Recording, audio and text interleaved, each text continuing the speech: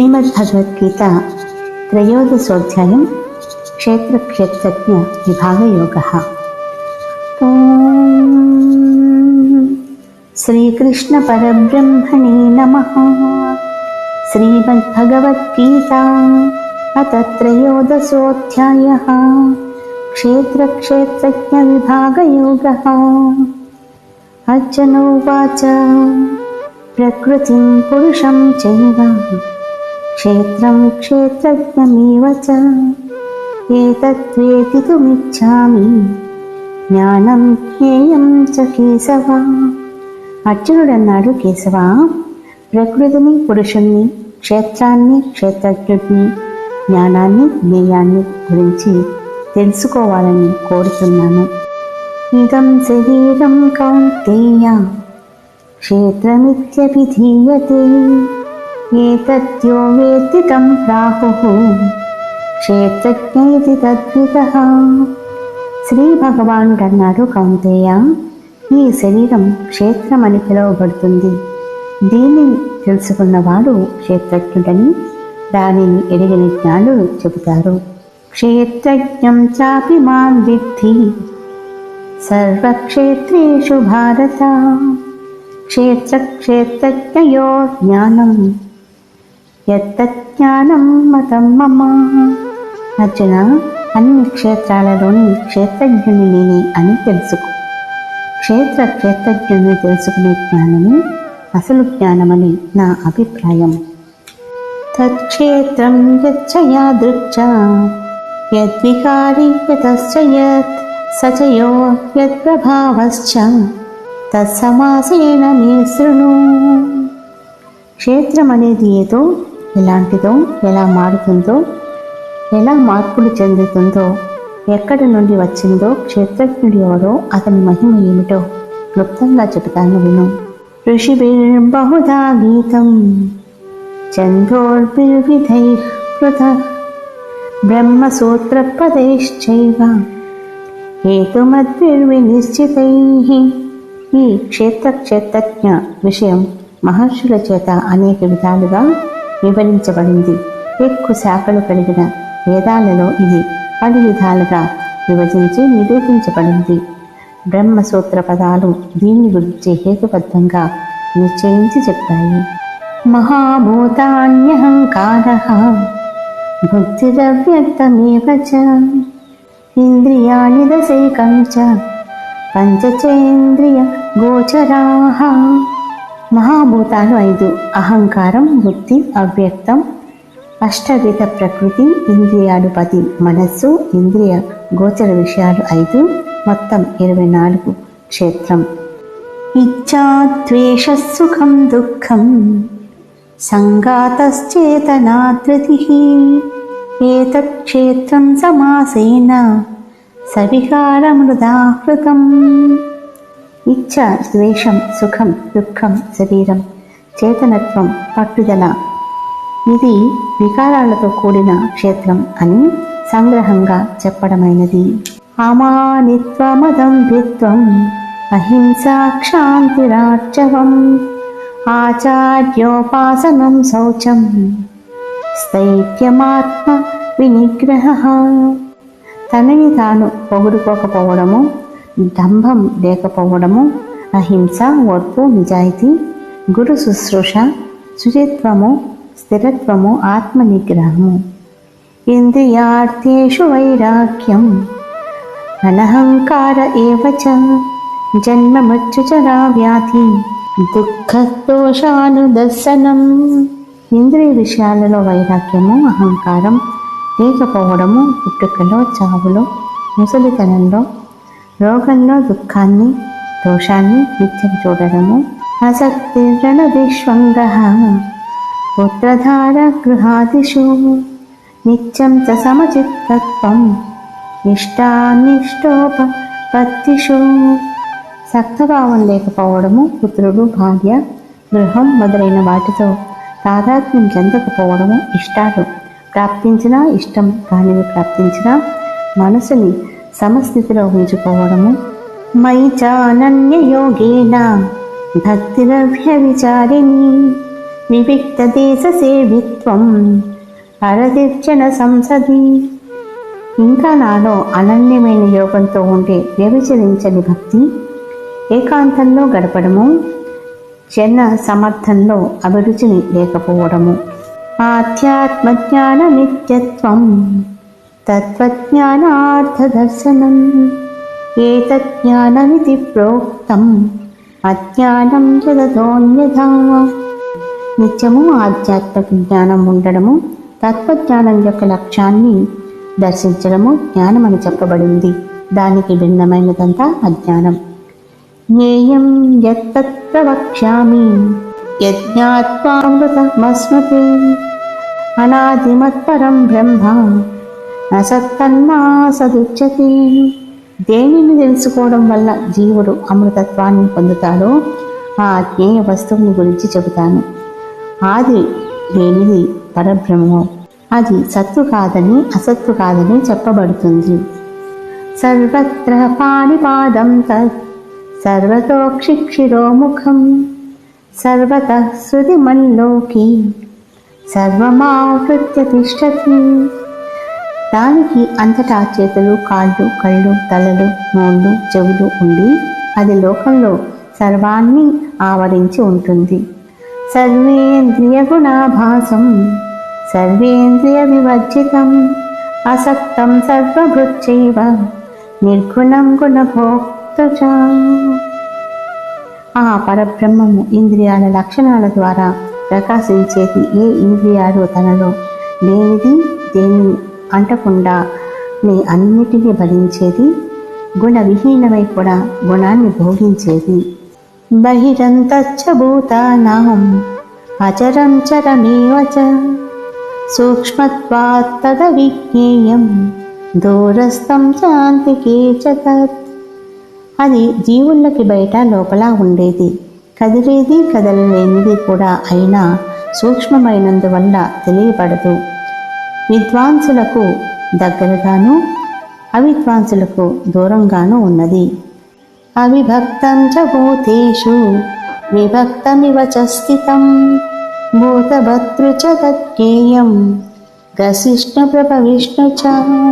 ఆ పరబ్రహ్మము విభాగాలు లేనిదైన జీవులలో విభజించబడి ఉన్నట్లుగాను జీవులను భరించేది, సృష్టి సంహారాలను చేసేదిగా తెలియాలి. జ్యోతిషామపి తజ్జ్యోతిః తమసః పరముచ్యతే జ్ఞానం జ్ఞేయం జ్ఞానగమ్యం హృది సర్వస్య విష్ఠితం. వెలుగులకి వెలుగు అది, చీకటికి ఆవలనున్నదని చెప్పబడుతుంది. అదే జ్ఞానము, జ్ఞేయము, జ్ఞానగమ్యము అందరి హృదయాలలో సిద్ధించి ఉన్నది. ఇది క్షేత్రం తదా జ్ఞానం జ్ఞేయం చోక్తం సమాసతః మద్భక్త ఏతద్విజ్ఞాయ మద్భావాయోపపద్యతే. క్షేత్రం, జ్ఞానం, జ్ఞేయం సంగ్రహంగా చెప్పబడ్డాయి. నా భక్తుడు దీనిని తెలుసుకుని నా భావాన్ని, మోక్షాన్ని పొందుతాడు. ప్రకృతిం పురుషం చైవ విద్యనాది ఉభావపి వికారాంచ గుణాంశ్చైవ విద్ధి ప్రకృతి సంభవాన్. ప్రకృతి పురుషులిద్దరూ అనాది అని తెలుసుకో. వికారాలు, గుణాలు ప్రకృతి నుండి పుడతాయని తెలుసుకో. కార్యకారణకర్తృత్వే హేతు ప్రకృతిరుచ్యతే పురుష సుఖ దుఃఖానాం భోక్తృత్వే హేతురుచ్యతే. కార్యకారణాల తయారీకి ప్రకృతి కారణం అని చెప్పబడుతుంది. సుఖ దుఃఖానుభవాలకి కర్త పురుషుడని చెప్పబడతాడు. పురుష ప్రకృతిస్థో హి భుంక్తే ప్రకృతిజాన్ గుణాన్ కారణం గుణసంగోస్య సదసత్యోని జన్మసు. ప్రకృతిలో నిలిచిన పురుషుడు ఆ ప్రకృతి నుండి పుట్టిన గుణాలని అనుభవిస్తాడు. గుణాలతో అతడి సంయోగమే అతడు మంచి చెడు జన్మలెత్తడానికి కారణం. ఉపద్రష్టానుమంతా చ భర్త భోక్త మహేశ్వరః పరమాత్మేతి చాప్యుక్తః దేహేస్మిన్ పురుషః పరః. నీ శరీరంలోని పరమ పురుషుడు సాక్షి అని, అనుమతించేవాడని, భరించేవాడని, భోగించేవాడని, మహేశ్వరుడని, పరమాత్మ అని చెప్పబడతాడు. య ఏవం వేత్తి పురుషం ప్రకృతిం చ గుణైః సహ సర్వథా వర్తమానోపి న స భూయోపి జాయతే. పూర్వం చెప్పిన విధంగా పురుషుణ్ణి గుణాలతో సహా ప్రకృతిని ఎవడు తెలుసుకుంటారో అతడు ఎలా ప్రవర్తించినా తిరిగి పుట్టడు.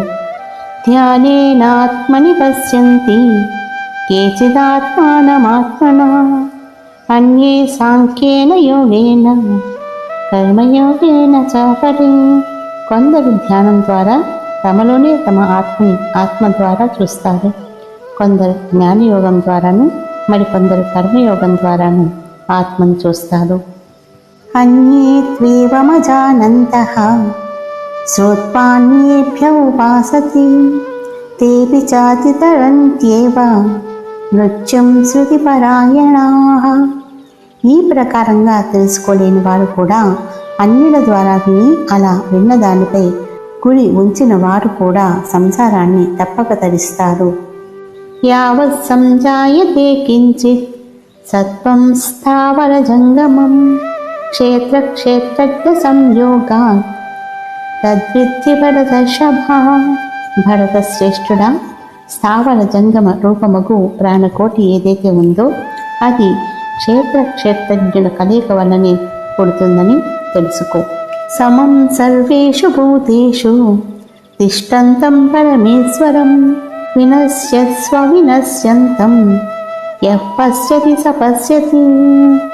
నశించిపోయే వాటితో నశించని తత్వంగా అన్ని భూతాలలో సమంగా ఉన్న పరమేశ్వరుని చూచిన వాడే నిజమైన దృష్టి కలవాడు.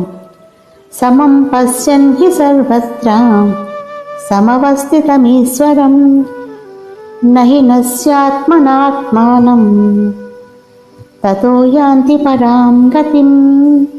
సర్వత్రా సమంగా ఉన్న ఈశ్వరుణ్ణి సమంగా చూచిన వాడే తనని తాను హింసించుకోనివాడు. అతడు దానివల్లే పరమగతికి చేరుకుంటాడు. ప్రకృత్యైవ చ కర్మాణి క్రియమాణాని సర్వశః యః పశ్యతి తథాత్మానం అకర్తారం స పశ్యతి. అన్ని విధాలైన కర్మలు ప్రకృతి వల్లనే జరుగుతున్నాయని, ఆత్మ ఏమి చేయదని తెలిసిన వాడే నిజమైన చూపు కలవాడు. యదా భూత పృథగ్ భావం ఏకస్తమను పశ్యతి తత ఏవ చ విస్తారం బ్రహ్మ సంపద్యతే తదా. ఎప్పుడైతే వేరువేరుగా కనిపించే ప్రాణికోటి ఏకత్వం మీద ఆధారపడి ఉన్నదని, అక్కడ నుండి విస్తరించిందని నిరంతరము చూడగలుగుతాడో అప్పుడు బ్రహ్మాన్ని పొందుతాడు. అనాదిత్వాత్ నిర్గుణత్వాత్ పరమాత్మాయమవ్యయః శరీరస్థోపి కౌంతేయ న కరోతి న లిప్యతే. ఆది లేనివాడు నిర్గుణుడు కాబట్టి ఈ పరమాత్మ అవ్యయుడు కౌంతేయ. శరీరంలో ఉన్న అతడు కర్మ చేయడు, ఆ కర్మ ఫలంతో మలినపడడు. యథా సర్వగతం సౌక్ష్మ్యాత్ ఆకాశం నోపలిప్యతే సర్వత్రావస్థితో దేహి తథాత్మానోపలిప్యతే. ఎలాగైతే అంతటా వ్యాపించి ఉన్న ఆకాశం సూక్ష్మత్వం వల్ల దేని చేత అంటబడదో అలాగే దేహమంతటా వ్యాపించి ఉన్న ఆత్మ అంటబడదు. యథా ప్రకాశయత్యేకః కృష్ణం లోక ఇమం రవిః క్షేత్రం క్షేత్రీ తథా కృష్ణం ప్రకాశయతి భారత. ఓ భరత, ఎలాగైతే సూర్యుడు ఒకటి ఈ యావత్తు లోకాన్ని ప్రకాశింపచేస్తాడు అలాగే ఈ యావత్తు క్షేత్రాన్ని క్షేత్రధారి ఒక్కడే ప్రకాశింపచేస్తాడు. క్షేత్రజ్ఞయోరేవం అంతరం జ్ఞాన చక్షుషా భూత ప్రకృతి మోక్షం చ ఏ విదుర్యాంతి తే పరం. ఈ ప్రకారంగా క్షేత్రజ్ఞుల భేదాన్ని, భూత ప్రకృతి నుండి మోక్షం పొందే పద్ధతిని జ్ఞాన దృష్టితో ఎవరు తెలుసుకుంటారో వాళ్ళు పరమపదాన్ని చేరుకుంటారు. ఓం తత్సత్. ఇది శ్రీమద్భగవద్గీతాసు ఉపనిషత్సు ब्रह्मविद्यायां योगशास्त्रे श्रीकृष्णार्जुनसंवादे क्षेत्रक्षेत्रज्ञविभागयोगो नाम त्रयोदशोऽध्यायः सम्पूर्णम्। श्रीगोपालकृष्ण भगवान् की जय।